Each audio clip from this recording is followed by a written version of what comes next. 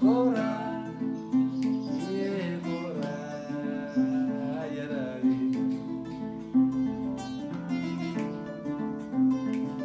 Cora, yeah,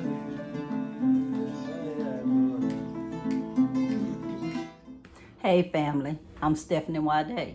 I'm Habassia, and I am coming to y'all to let y'all know how this Okinawa sweet potato harvest came out. I just used it just like you would plain old sweet potatoes. They purple, y'all, like a dark purple. I have like little specks of white in it, but it'll be hard to see online. But just to let y'all see, I'm eating it. And it pretty much tastes like the other sweet potatoes when you candy them. And I'm Creole, y'all, so yes, I did blacken the sausage because to me, turkey sausage don't taste good unless you blacken it. So the combination of them together, maybe you can see the little white specks in it. That's a little lighter color purple.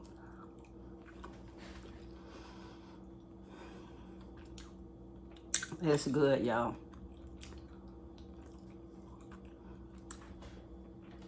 I'm doing this for one of my subscribers that wanted to know what did I do with my Okinawa sweet potatoes and how did it turn out. So that's it, y'all. There you go. Okinawa sweet potatoes and candied yams.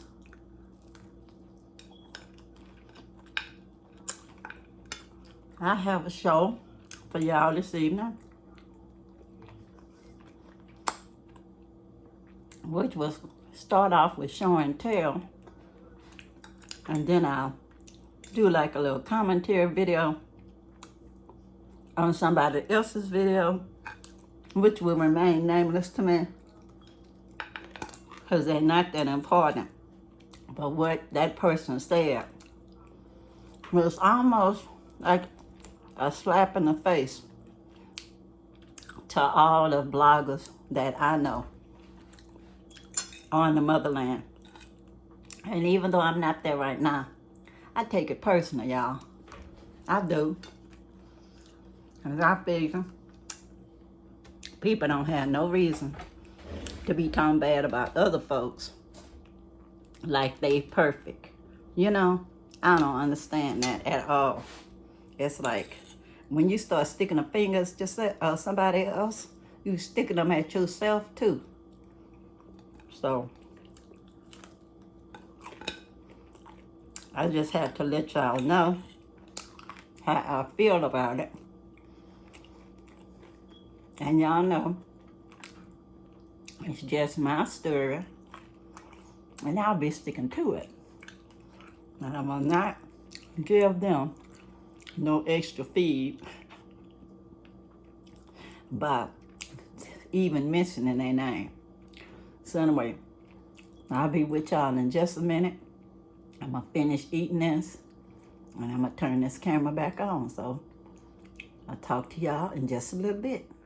Guys, for everybody who's feeling sorry for me, because I'm not having my coconut water, I did buy a coconut that reminded me of the Gambia.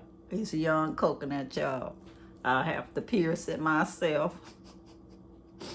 with some kind of little knife and put a straw in there so I can drink the coconut water and then eat the meat out of it. It's supposed to be young, so it says young coconut.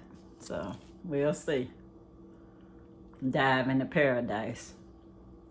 No, it was not $40. More like $2.99. So anyways, just so y'all would know, I did find a coconut at the store. No matter how many empty shelves, at least they did have some coconuts so I could pick one out of the group. I'll let y'all know how it tastes when I do drink it. Probably be tomorrow. So anyway, I'll be showing y'all show and tell in just a second. Guys, I had a wonderful talk with my cousin on the phone today.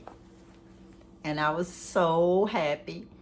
He said he living vicariously through my stories and stuff. And it made me feel good, y'all. Because I know I hear a lot of my subscribers say the same thing, but y'all just don't know. When it's your family, it like really is. What?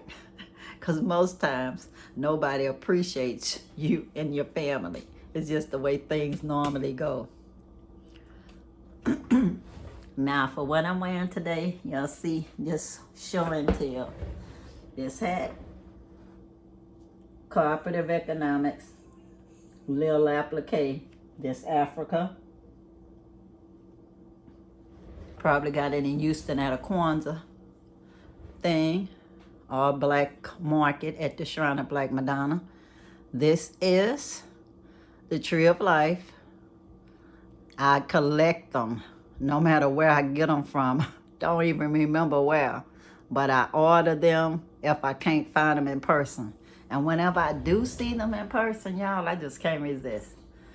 I saw a baobab tree at the Silver Place in the Gambia. And if one is available like that, y'all know I'm going to get it. And even if it's not a baobab tree, I'm more than likely to get it as long as it's a tree.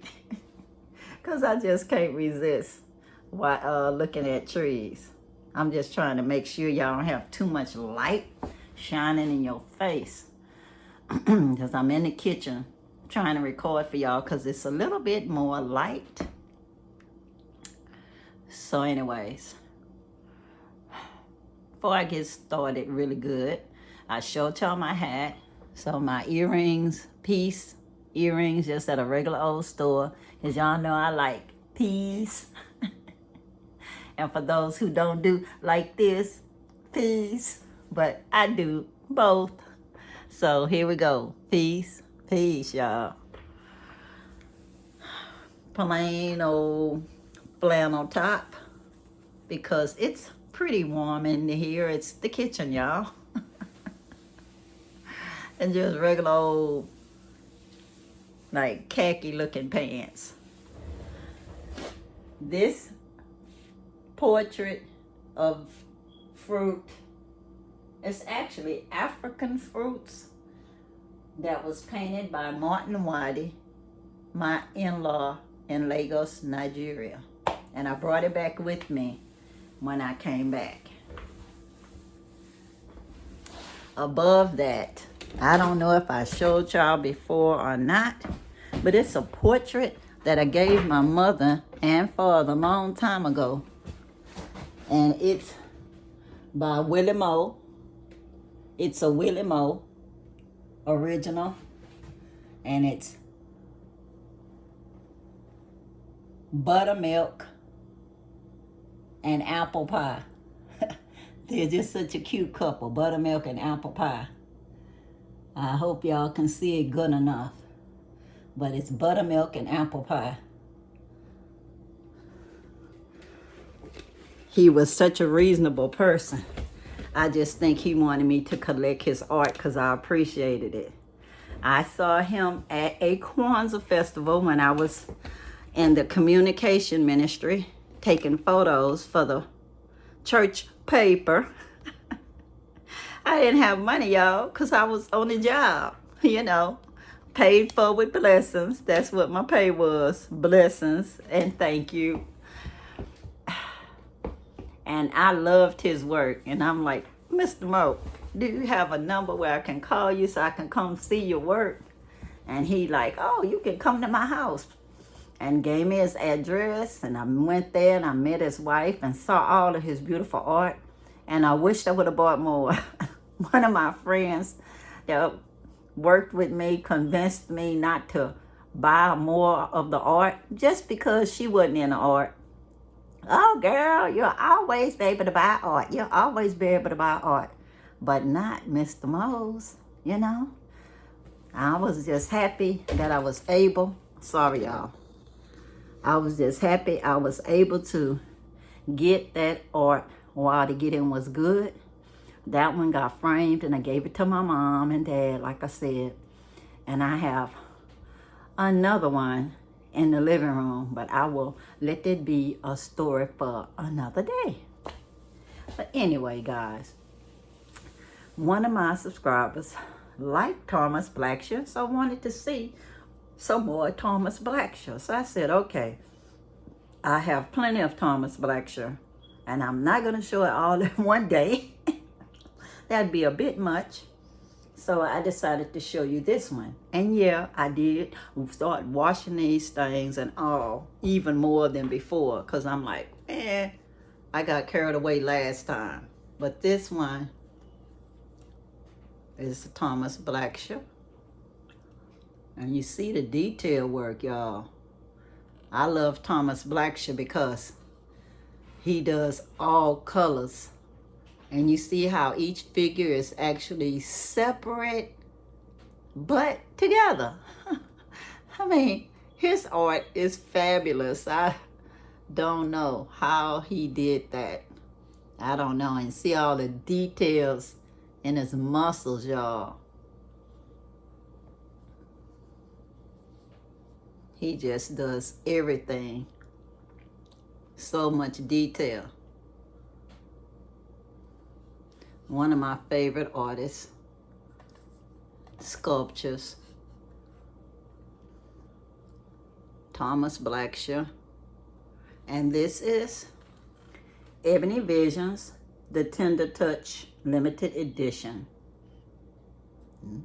Thomas Blackshear.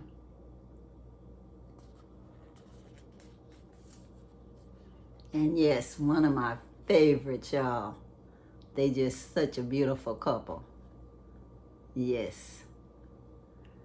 So, hope y'all had your tooth wet for Thomas Blackshear there.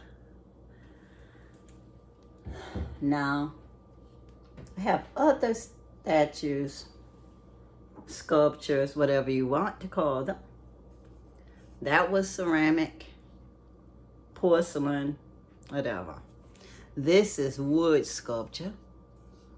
And I got it at Mama D's in Galveston. That's cooperative economics. He's from Guinea, but he lives in the United States for a very long time. And he travels all over the African continent to get stock for his store. That's in Galveston on the Strand. And this one is from Guinea. From Guinea, y'all. I've never gone to Guinea, so I was happy to get this djembe drum, because y'all know I love djembe drums. So anyway, I love the detail in this piece, so. And then y'all know I love what? The Cora, y'all. The Cora. I also got this Cora at, it was an art table in Houston. It was an African festival. And I saw this Cora and fell in love with it. I'm like, I gotta have it, I gotta have it. I couldn't afford the big one, so I got the one that I could afford, but still, y'all know it reminded me of my Cora. I don't even know if I bought this Cora before I bought the other Cora that's, you know, was made for me in honor of my grandmother, Cora Sam. But doesn't matter. Either way, I will collect Coras until I can't collect Coras anymore. So there's my Cora player. Very much detailed from the Motherland. I don't remember what country the sister said this was from, and it doesn't matter. I collect it no matter where it's from, because I love the Cora. And now, from the Gambia, y'all, I was buying sculptures from everybody in the market, and this younger artist was going, oh, you did not buy from me. You did not buy from me. And I was like, that's because you don't have the talent this other guy has. The other guy's stuff like so detailed. I could not resist going to him not once but twice, you know? So anyway, because I didn't want to hurt his feelings. And I knew I wasn't going back to that area of Saracunda Market anytime soon. I bought the cheapest thing I could think of from him, which was a monkey set, see no evil.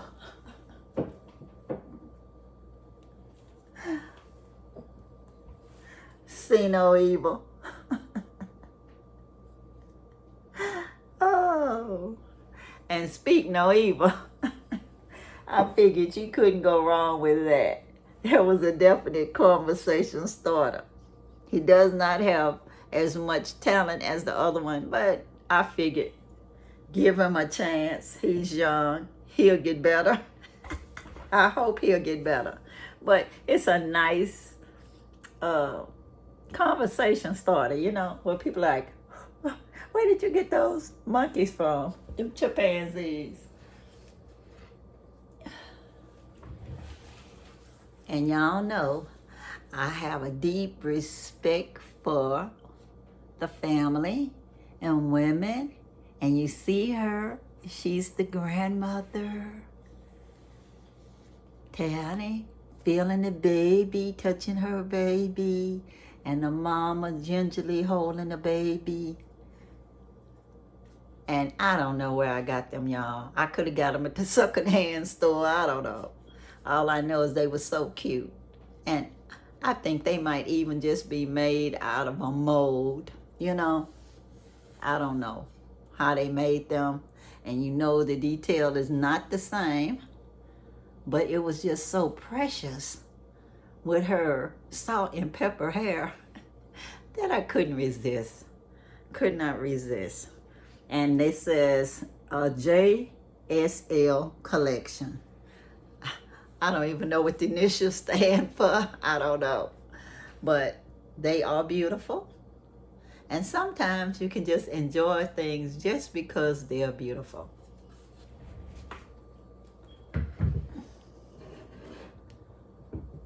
One more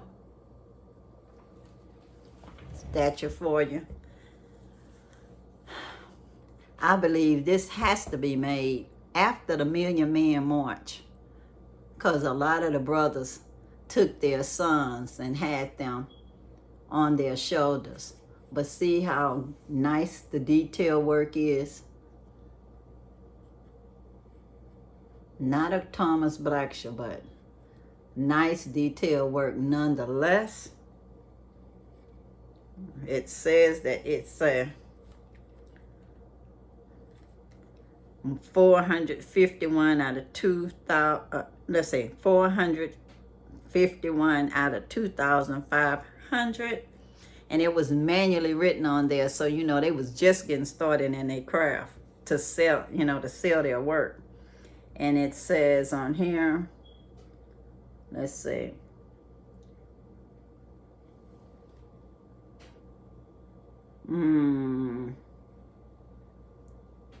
It's even hard to read they writing, y'all. I don't even want to lie and say. I think it's like Norman Hughes, something like that.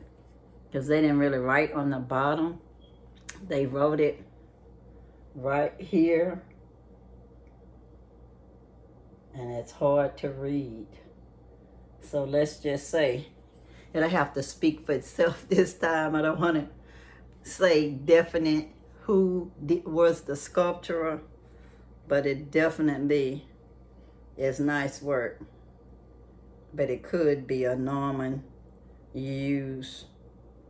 But then again, it could be someone else. But whoever it was, the artist is a very good sculptor and took time to do the detail work.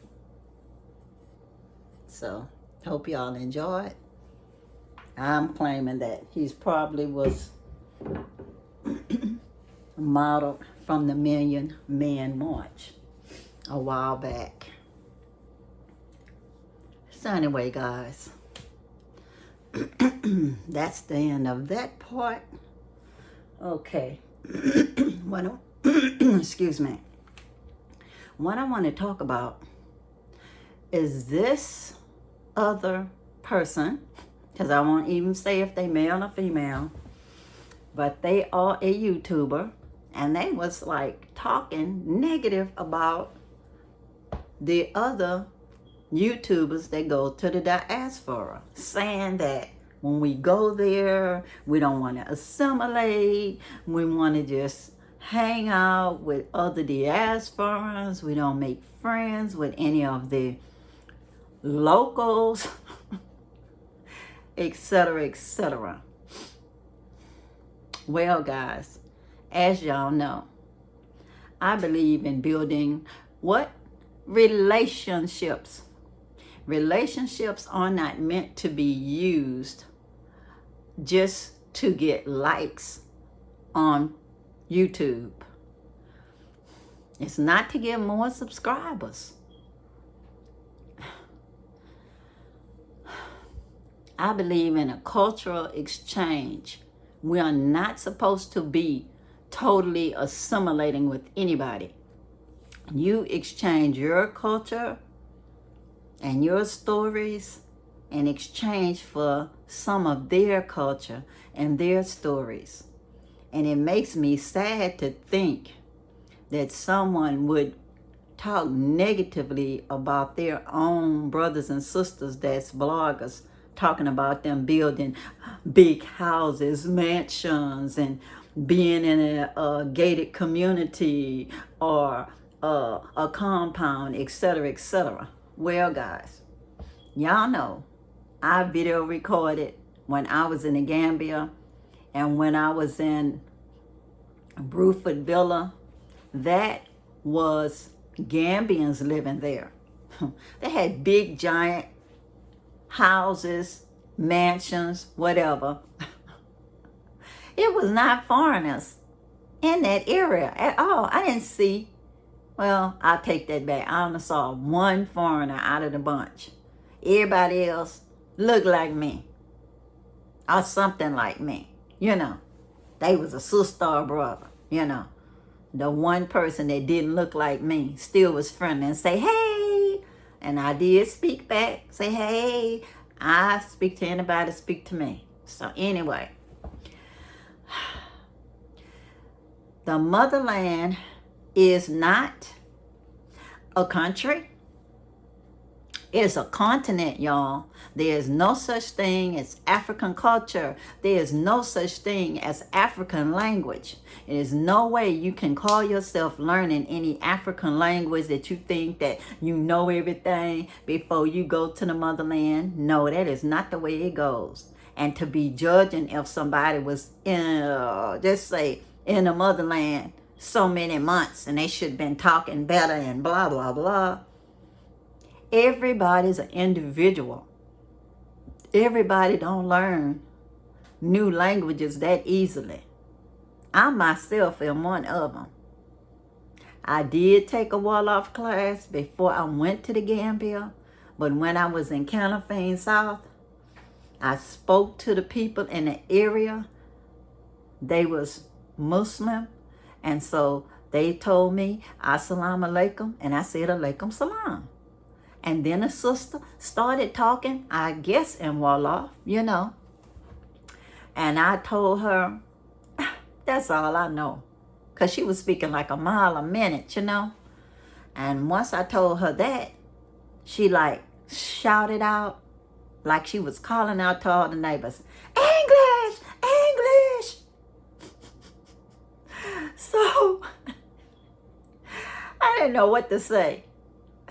The next day, when I was walking through the neighborhood, several people spoke to me. Hey, how you doing? Oh, it's a beautiful afternoon, isn't it?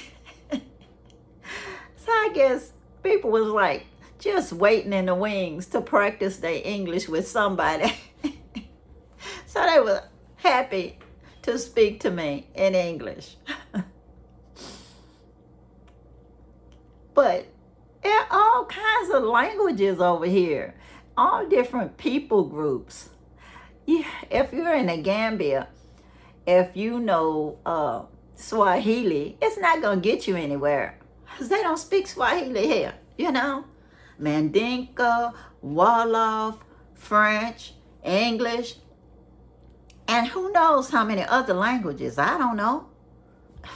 You know, my friend Salif and I went shopping one day at the bamboo place, and the guy that was working there was talking to us only after Salif started talking to him. He spoke to him in English. The guy didn't answer. He talked to him and Wolof. The guy was like, I don't know what you said. He said, my brother speak English. My brother speak English. That's the only English he do. So then Salif talked to him in French. And it was like, voila.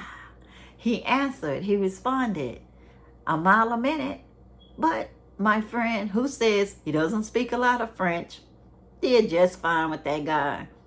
They was just talking how much his stuff, you know, et cetera, et cetera. So we got all the prices down. We didn't even need his brother that spoke English. We eventually met his brother, but we already had all our questions answered because my friend spoke fluent enough French for the guy to interact with him.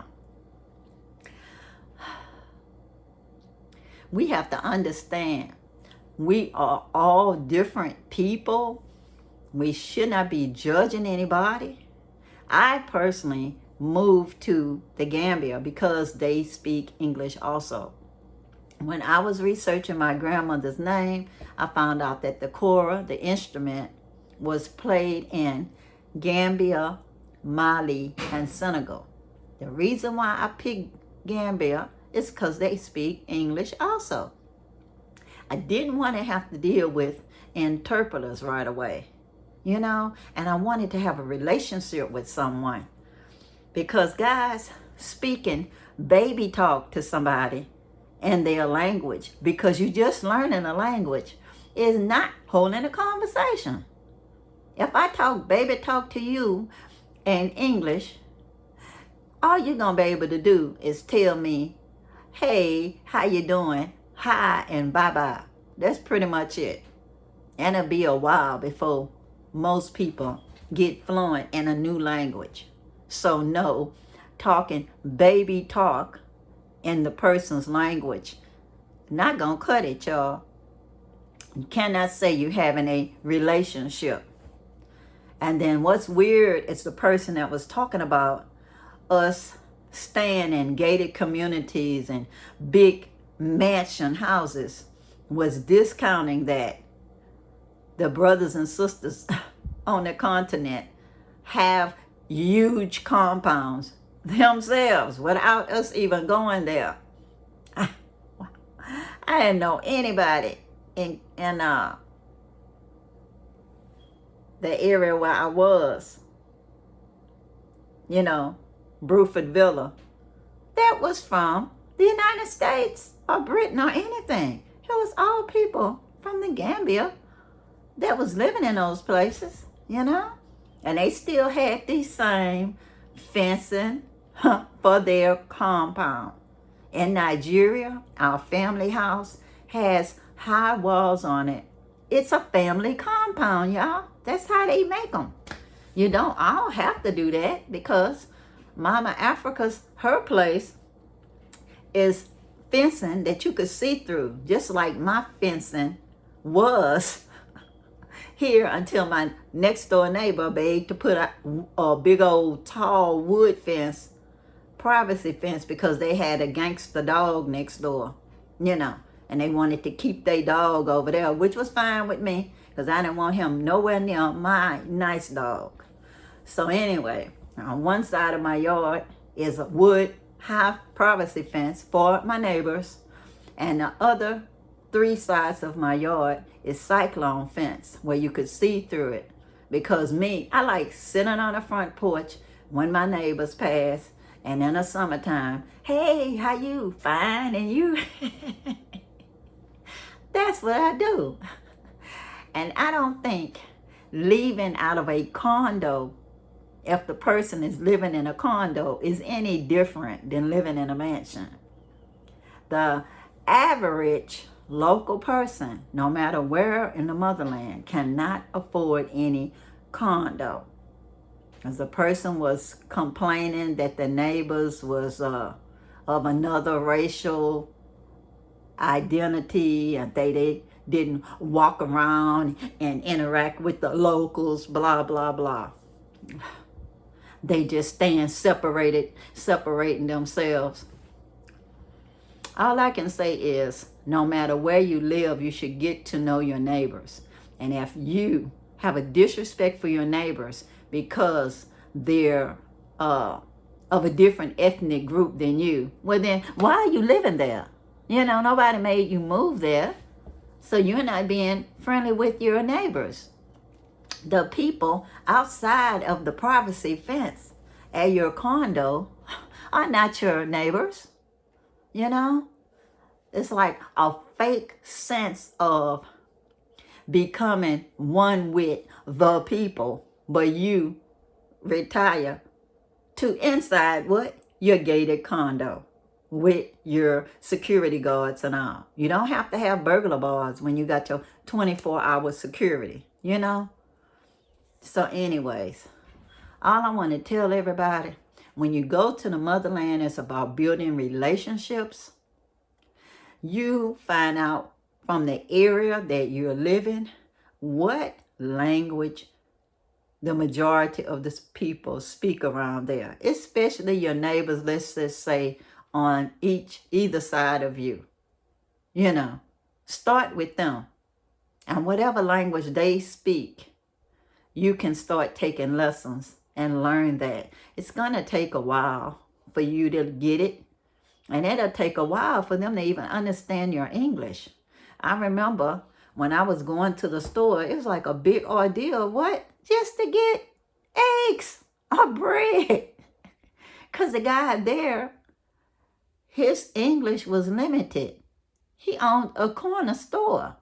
But he did not have to interact with people that spoke English that much. And when he did, surely not Southern English like me, you know. So it's like, probably he felt like he learned enough English to sell his goods to everybody else. And here I come, you know, with my Southern accent. So one time I had to get my Wolof teacher to let me know how to say raw egg, because that's what I wanted, so I could make my omelet, because he had given me a boiled egg like the day before.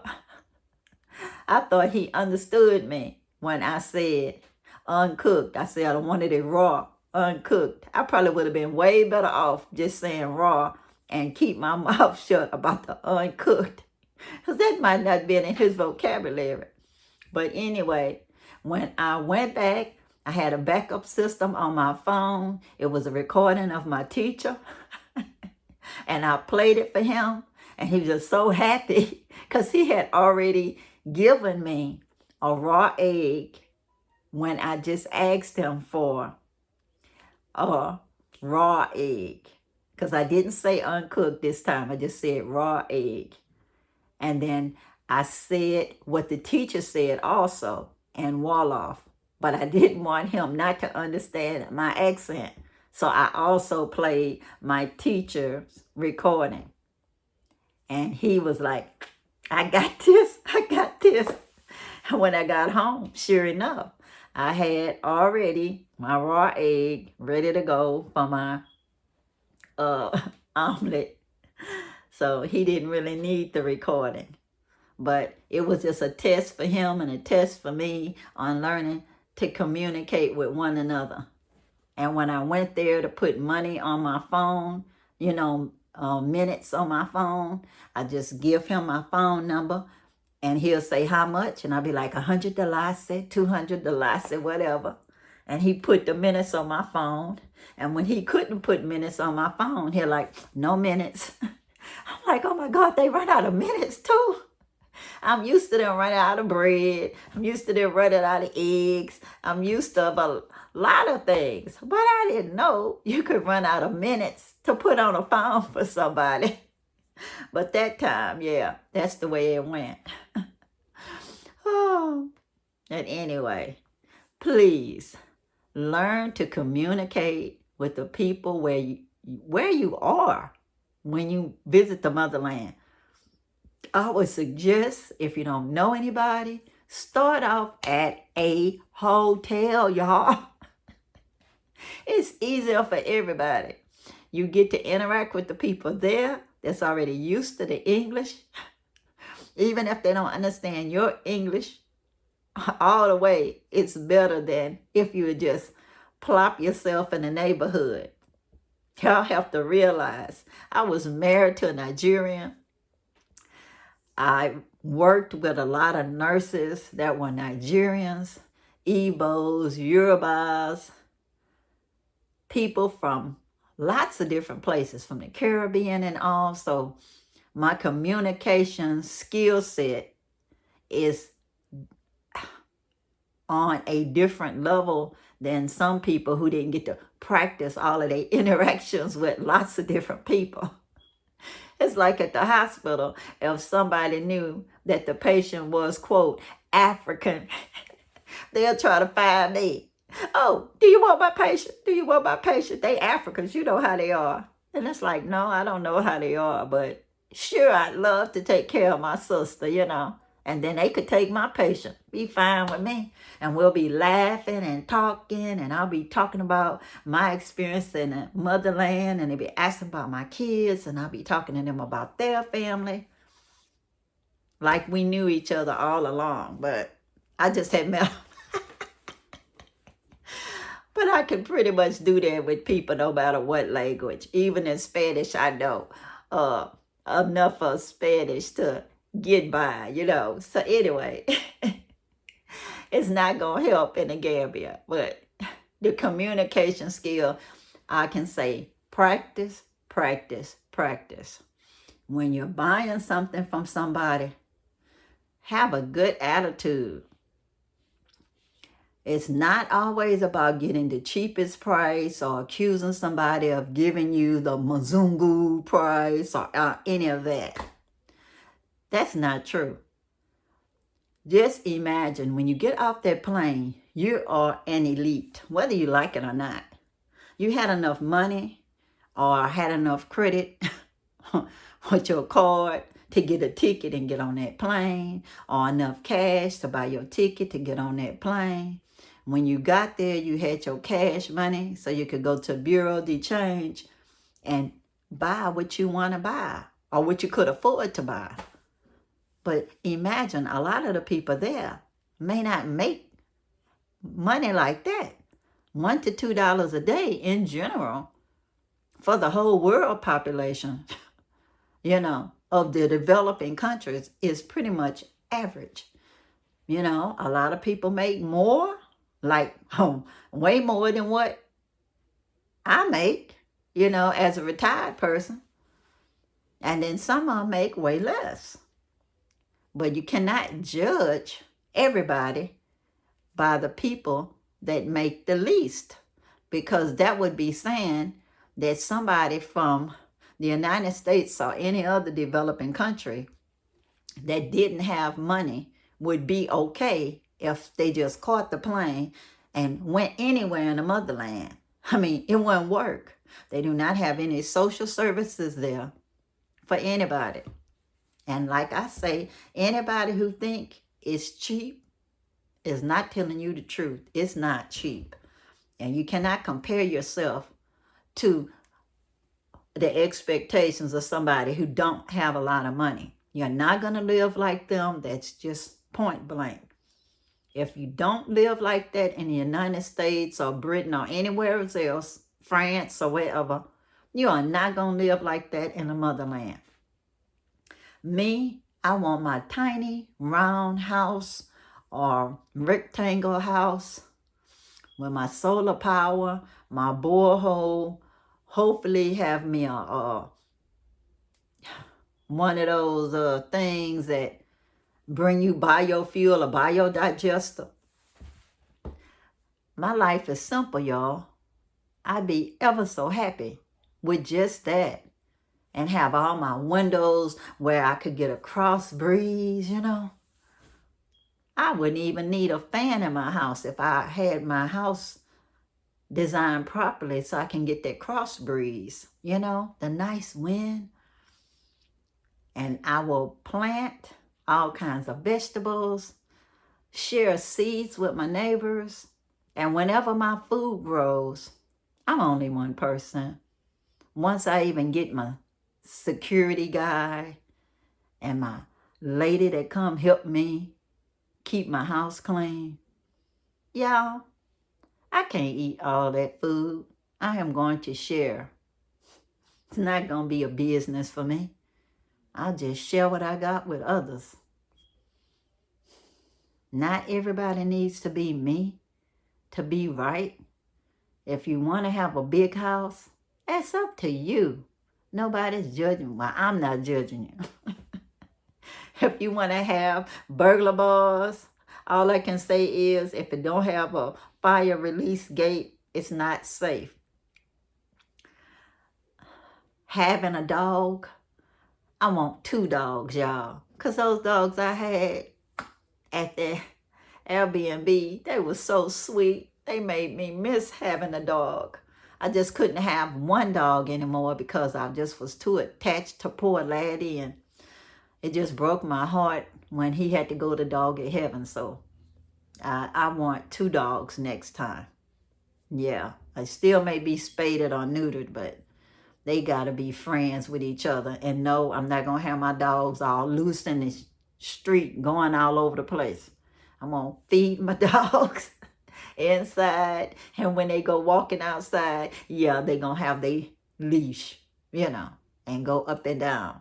But I have a big enough yard that they can just run themselves ragged in their little area. I have a little area for them so they can exercise and stuff, you know. I'll have it set aside where they can be having fun, you know. But they will be able to walk with me when I go walking, just like with my other dogs. But I don't want them getting in gangster with the other people's dogs. They can just walk with me. That's good enough. They'll be all right. I'll be nice to them. They can be nice to me. But anyways, I ask y'all, please, and I mean this in the nicest way, do not give people's children candy. Candy is not good for kids. It messes their teeth up as it is. They not used to that sugar junk, and that's a good thing. I probably wouldn't be a diabetic today if I wouldn't have ate so much chocolate when I was selling it at Catholic school. People would just be, oh, here's $1. You just keep the candy. And me with my greedy self, I ate that candy. I should have just put it in the freezer or something so it could last over the year, but nope. I eat it and eat it and eat it. Next thing you know, I'm diabetic, bad teeth. So, if you do not know children, do not give them candy. Do not give other people's kids nothing without their permission, guys. Y'all know these people. Ask them for permission, or at least interact with somebody from that community that has a history of giving things to the children in need. And then you just plug in to that system. Because you know, most of us have limited amount of things to give out, and you don't want to have hard feelings because you only had a little bit to give and it ran out, or you got play favorites because of somebody's sex or age or something. It just gets to be too complicated. I much prefer not bargaining people down to nothing. Give them a reasonable amount for their service or for their art or craft or whatever it is. Tip when you're at the restaurant. Tip, guys. I'm not forcing you, but I'm just saying, if you actually feel sorry for people's kids, you make sure their parents are getting paid a proper wage, even if the wage includes tipping. Because if they have the proper funds, they can pay for their own kids to go to school. And if you're going to do a seed program or share your food in a community, why not share it with the kids' parents? You know, share it with them, and they can bring that food home and prepare it for their children. Because y'all know it's too much predators out there that can hurt people's children, and they'll think that those folks are safe because you teaching them that it's okay to take candy from strangers or money from strangers. I remember when I was at that last place, this little boy was hollering at me about in the elementary school, talking about, you got any money? You got any money? I just ignored him, kept walking, and he got so loud, you have any money? I turned around, got gangsta on him, Chicago style, and I'm like, do you know me? And he looked so like, what? She actually talking back to me? Like, little kid, you better stop tripping. You know, I'm grown. I'm your elder. You can't talk to me like that. And once I said, do you know me? He just got quiet. And I said, you don't know me? No, I don't have any money. And I went on about my business. I didn't have any money for him. I do not know him. I don't reward people's children for begging like that in the street. You know, bogarting somebody like somebody owes you something. Nobody owes you anything, you know. But now children that's providing a service, like they selling tomatoes, they selling cucumbers, carrots, bananas, whatever, I get a kick out of them. I used to have my favorite little vegetable children, vegetable sellers. I remember I bought bananas from this little girl, and the next time she saw me, she like, bananas? And I laughed because I'm like, she remembers I bought bananas from her. So I couldn't help but buy bananas from her again, you know. And it just had all kind of fresh vegetables and fruit. And I didn't have a problem buying that from them. They actually had a good price for their vegetables compared to the market. Their stuff was actually cheaper and fresher, you know, because they had their own little gardens, and they took the money and paid for their tuition. So that was good, you know, to encourage little entrepreneurs, not little beggars. You know, that's no reason for that, especially that neighborhood I was in. Like I said, it was upper middle income, upper income area. Lots of the kids there went to private school. So it wasn't like they didn't have money. They were just asking because they could. And maybe somebody had been offering them money that passed through their neighborhood. You know, lots of people go through folks' neighborhood wanting to be, you know, like having a God complex or something, giving this one and that one something. It's things that, yes, we can share with people, but just walking around willy-nilly handing out sweets and money is not the way to go. Not to other people's children. If you're going to help a widow or somebody that has handicap, yeah, that's okay. You know, and give it to the adults before you give it to a child, though. They can use that money and feed their family. Then they get the money to a kid for what? Them go get some candy or whatever. and for them to set themselves up as a little target for somebody that's going to take advantage of them. But anyway, guys, all I wanted to say is we don't need to be throwing stones at one another. We are individuals.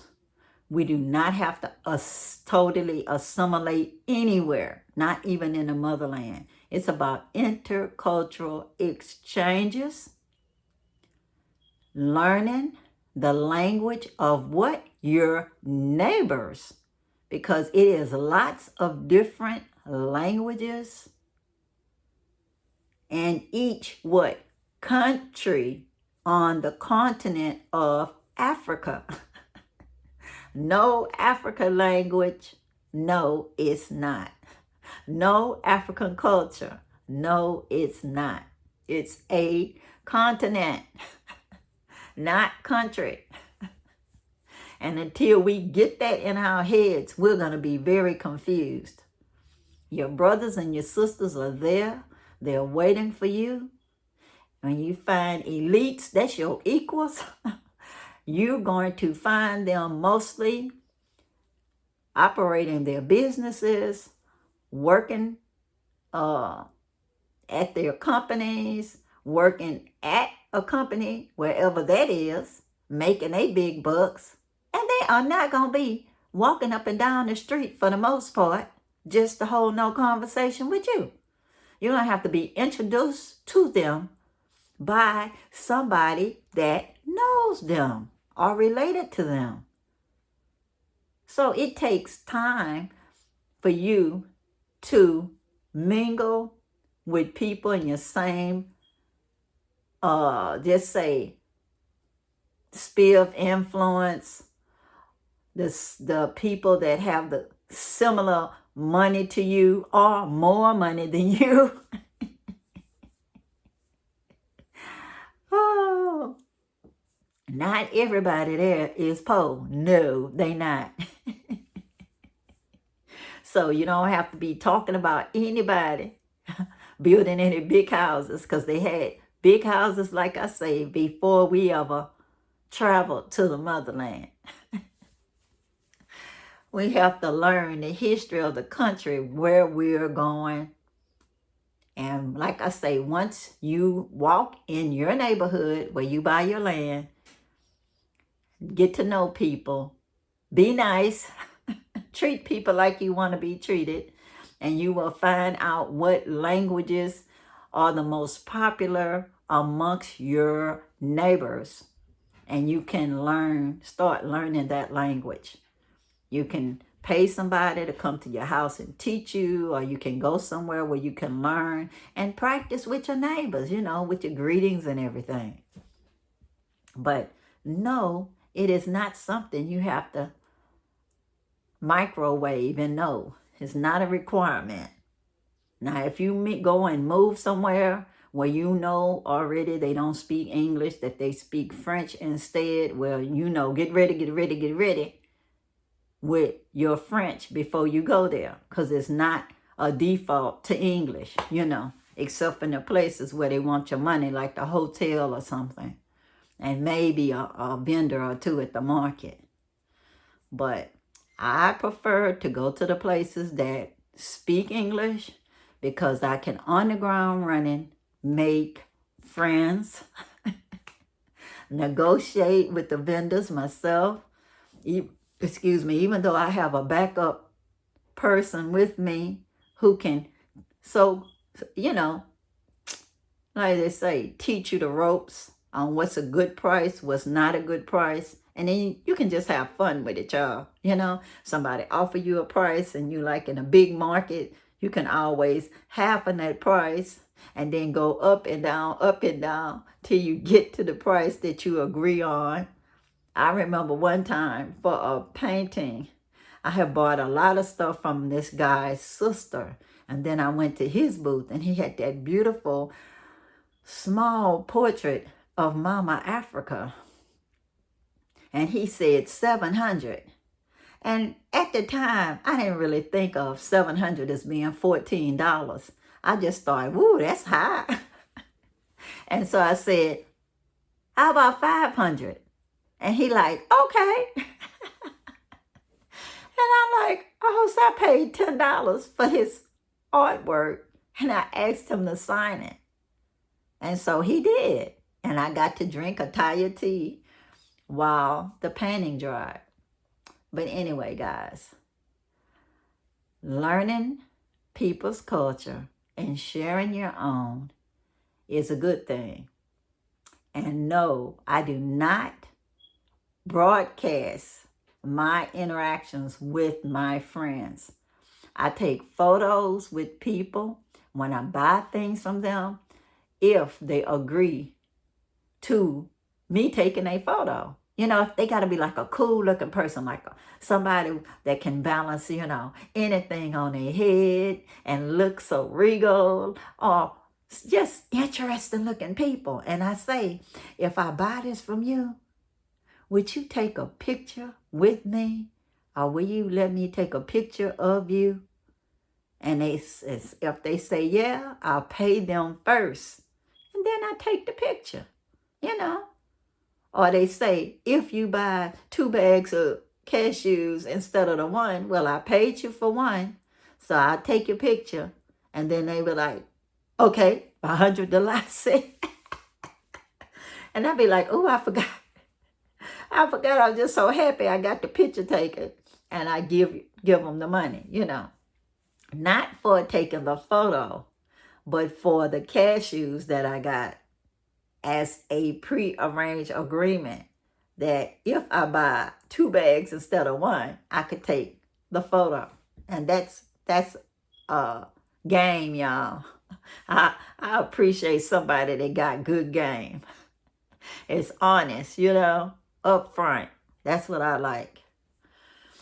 So anyway, guys, it's not about doing fake property because you leave your gated condo that you could go around bashing somebody else because they have a gated mansion or big house, so you say. They both cost pretty much about the same thing in a motherland, you know? Because I have a small round house, it's not going to make me a poor person. It'll make me a happy person that I was able to build my house quickly because I picked a small house. And I can practice with the solar power and drilling a well and getting a biodigester if I can, you know, getting them to build my whatever that the thing is where you set it, bantaba. Yeah, get the bantaba that's built locally, you know, that's just like palm tree branches and stuff like that. Just simple things. I would like to help stimulate the economy by getting bamboo furniture and et cetera, things that will save me money, make me happy, because I do like ethnic furniture. And that's it, y'all. And if I ship my books, guess what? I will share my books with whoever wants to come read my books, because I'll make it open area little library and just have the gates where they can close if it rains, you know. Just something simple, not even locking, something that you just close so when it rains. But when it's sun shining, open it up and people can come in and do their reading and leave by, you know, sundown. Because everybody ought to be home at sundown. Let's stay grown, you know. And then if people are so used to want to have lantern, read by lantern or whatever, solar lights, I'm good with that too. But 10 o'clock, I'm old. It's like, go home. No matter who you are, you need to be at your house for 10 o'clock. And get out of my house too, so I could go to bed. But anyway, please, please, please, do not put cameras in people's faces without their permission. They may hurt you or insult you, because you have no right to do that. It's too much bad history of people recording people and not paying them, and then they see themselves in a documentary or something, or somebody is making money off their photograph and they got zero for it. So, no, that's a bad idea. I record the scenery. I record from the car as I'm passing by. You will see people in the frame, but as I'm walking up by people, I turn the camera away. Once I pass them up, I may record their back or the sides if they're crossing the street in front of me, because I am respecting their right to privacy. Just like I don't want anybody just taking my picture without my permission. That's how I treat everybody else. I think it's not cool at all to just throw a camera in somebody's face just because I'm giving them something. Doesn't matter if I'm giving them something. It has to be a prearranged agreement that I am going to be recording this so people will know where the money went. And that's that. But you ain't going to see me come back every day, showing somebody that's actually my friend. And I have to have a camera in their face just because they telling me hello or shaking my hand or give me a fist bump or something. That ain't cool, y'all. That's not a friend. You know, that's somebody that's taking advantage of people. I'm not monetized. If I do get monetized, I pray that I never change, that I will treat people like I want to be treated. Whether you have money or don't have money in the motherland, I sure pray that I will treat you like I want to be treated regardless. Because y'all know I've been poor before. U.S. poor, but nonetheless poor is temporary for me. I'm not rich now, but I'm not poor anymore. But I know the feeling. And so I would not want to make anybody else feel that way. You know, or just be cruel to somebody just because I had a little money. You can't take it with you, y'all. So anyways, I'm done talking on my little soapbox. I just had to say what I had to say. Like, treat people like you want to be treated. Leave other folks' kids alone. Don't be just talking to strange kids other than just, hey, and keep stepping, keep it moving. Don't make other people's kids feel threatened by you. Just because you mean them well. They don't know that. You know, make friendships with adults and they'll have children and you'll get to meet them. It's all about taking your time, y'all. Taking your time, make your friendships. I got people, y'all, and y'all will too. Just take your time, treat people like you want to be treated. Practice cooperative economics when you can. Tip if you are so moved, which I do, y'all know I do. It helps everybody. Cooperative economics helps everybody. So until next time, peace, power to the people, and I'm out, y'all. Bye.